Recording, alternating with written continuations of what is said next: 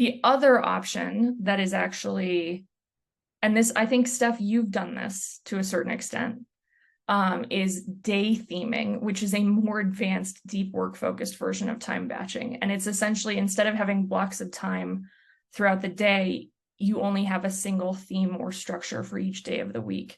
And this is really helpful for people who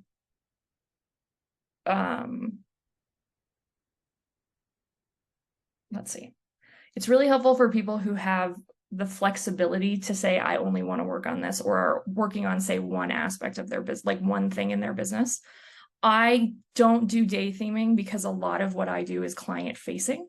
And so day theming for me doesn't work because I need to have space a few times a week for clients, whereas I can't have a single day for client meetings because it's not feasible. So there are days that have more of a similar theme where the whole day is themed to one or two things, whereas I have client work, for instance, spread out throughout my week. So day theming is great if you're not as much of a client service oriented business, but you're doing things like product development and physical product or e-commerce, because you can really deep focus every day of the week and be specific. But if you take lots of meetings like I do, you probably want to use time batching versus day theming. Yeah, I think that this is an important part. So I do use day theming. And I'm starting to kind of try to balance a little bit more around this. So Mondays and Thursdays on my booking calendars are completely blocked off. And those are my admin and my creative days, because I find that in order for me to keep my juices going in my business and want to be in my business, I have to create space to do the stuff I don't want to do and create space to do the creative stuff that I really love to do. But I love working with clients too.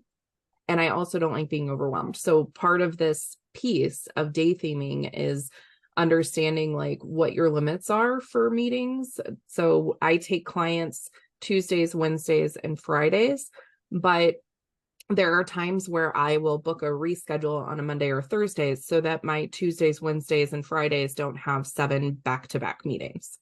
So, Right. And I, for instance, like day theming in that, like, I have my Mondays are usually administrative and CEO oriented days or creative days. Versus, and I don't take meetings on those days. Like, I don't make my booking links available for that. But I do, and this is the thing you have to remember. You need to keep flexibility in any of this because it's what allows you to make decisions. If you keep it too rigid, you're going to feel like you're failing when something falls apart. So flexibility is also what allows you to,